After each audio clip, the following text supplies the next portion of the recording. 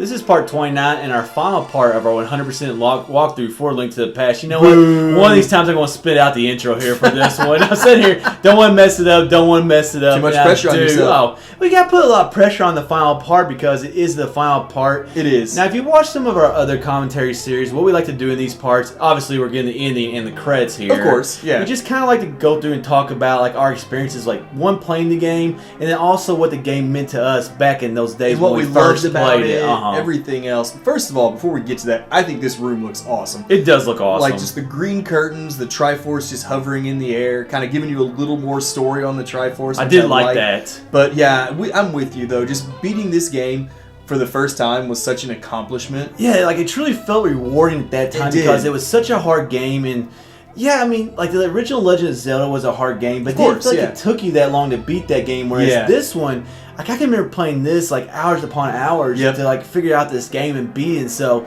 it was nice to kind of get like a longer ending that the Super Nintendo was able to do and just like actually reward us for all our work. It was just amazing too, like having. The world was just so big in this game. You had the light world at that time, and the dark world. Like when you first went to the dark world, you realize this game is twice as big as I thought it would be. Like you said, the Super Nintendo it was an amazing accomplishment. And going through all of it, we had 11 dungeons. We had something like that. 11, sure. 12. We had 12. If you count Hyrule Castle and Ganon's Tower, there was 12. So it just was such a massive undertaking at the time. I know we said it's like a long game for its time. Nowadays, obviously, if you know what you're doing, it's not that long at all. It's only 29 parts. Yeah. So. But it was just such a good accomplishment and just it felt rewarding. Of course, for me and for both of us, it was our very first Zelda game that we beat too. And that's still what means so much to us to this day. It really does. Like Ocarina of Time is my favorite Zelda game, but like this is the Zelda game that's like really the most important to me. Even though like Ocarina of Time this one is like it's always been more important because like you said, it's the first game we play, it's the first Zelda experience that we had. And I love this ending though, where we get to go around, see all the areas of the game, the characters that have helped us along, or just random side characters along the way.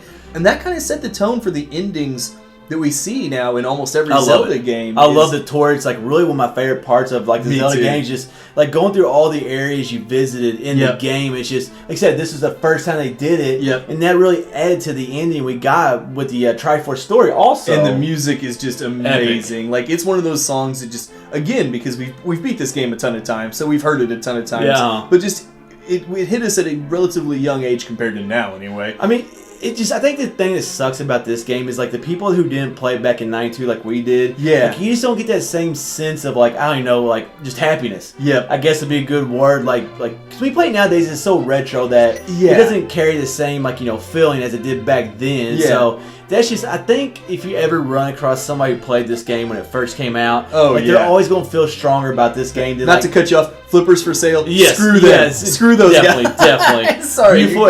Beautiful area, but yes, it's definitely a ripoff. But like somebody that's maybe like in their teens or 20 years old. Just kind of see that they're not able to have the same appreciation maybe of this game. And I think Nintendo tried to recapture that magic a little bit with Link Between Worlds. I think they did by revisiting this world for the most part, and like having it a very similar style and everything. And that game didn't have quite the same impact for me, but part of that's just being older now. Yeah, it was cool going back to the world, but it really was. But it had low rule. It was a little bit different than that, but just.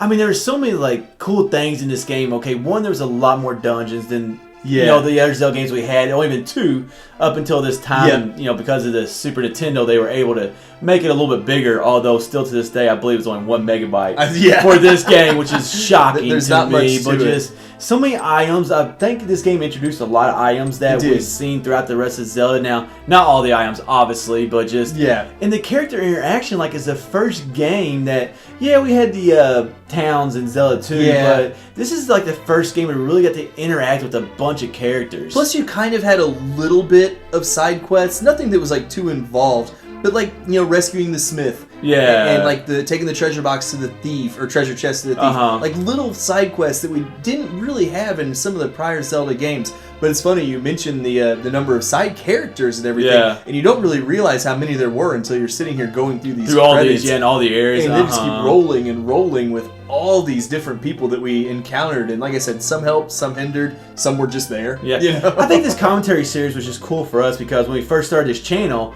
the first thing we did was Link to the Past. And at that time, we only done the dungeons because if you heard us talk about it before a little bit, behind the scenes, we had a recording device. Yeah. Where, like, during the black screens, it caused some issues with editing and just, it was very difficult to cut the video. So it was. We just ended up doing the dungeons. And so, like, when we first started doing this game, we only got to talk about certain things. So it was so cool coming back to this game, like, 3 years later since Two Guys Playing Zelda started. To do the 100%. And kind of, and go through and do the whole game and just kind of talk about one of our favorite Zelda games. It just gave us a chance to really expand on, like, especially now we've played, over the last 3 years, we've played so many Zelda games. Yeah. And, like, more so than we had when we started this channel.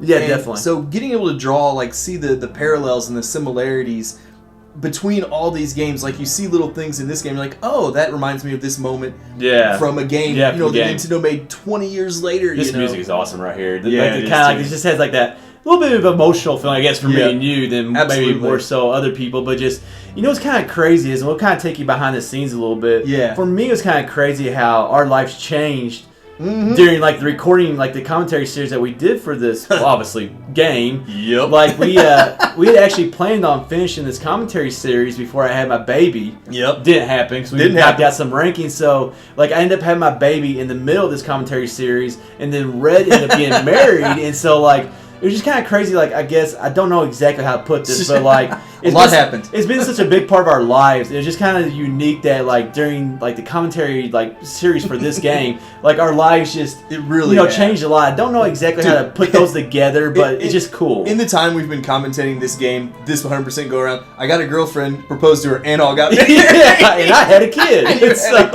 So it's been a crazy little. It's just been cool that we, like, kind of had this experience. To go along with that. So I don't know. We grew up a little bit while commentating this game. We became adults. We did. We became 30-year-old adults during this game. But we're not letting it stop us from commentating this. No, exactly. I think, like, it's a game that when we first started, we obviously didn't know a lot of what we were doing because we were just new. We just didn't know. And so I think it was cool to kind of come back to this game and not only do it again, but to do it, like, as we were better. We had learned things. We were able to do, like, our videos better, and so. Well, heck, go watch some of our first. Go watch some. So I don't know, man. It was just. I had a lot of fun, I guess, going back through the game. I tell you what, though, like, the sound composer right there, Koji Kondo, has done the. If I mispronounced that, I'm sorry, but he has done the music for so many of the Zelda games, and it is just. He's been. Those Zelda themes have just been so influential. Like, just they've been so catchy and perfect. Like, props to him for. And this song, or this game... Well, this is another thing. This game introduced a lot of themes that we got, like, throughout the Zelda franchise that, in Zelda 2, or the original Zelda, you only had 1 or 2 or 3 themes. Exactly. Same thing with Zelda 2, whereas this one brought a couple of different ones that you still hear throughout the series. I love now, though, how every dungeon's got its own theme and everything now, but man... That's one thing I wish they could have done with this. Now, I know that would have been more difficult back in that day, but that could have really made it stand out even more than it already does. I kind of wish, like, this part when the credits were rolling would have had something else in the background than just, like, it's a Super Nintendo game, man. You're asking for a lot from a Super Nintendo game. Like, maybe like just kind of going over the world. I know we kind of did that already, showing the characters. Maybe like a more pulled up, like aerial view of the world, like you get when you look at the map type thing. Now, I want to say one thing: these games right here, from what I've always understood, those are the deaths you have in a game. That was my thought. I did not die this many times, as you all will see throughout the recordings, but at the same time, I was creative editing. I was practicing behind the scenes, so I think that might contribute a little bit to the numbers. But I definitely did not die 23 times in the recording. No, now practicing. That might be different. Possibly true, and it might track your deaths, because otherwise you could just reset and it wouldn't save your deaths, But either way, 23 is not bad. It's not bad, but great game. Obviously, it was sad a blast to be wrapping it up. Very sad to be wrapping up.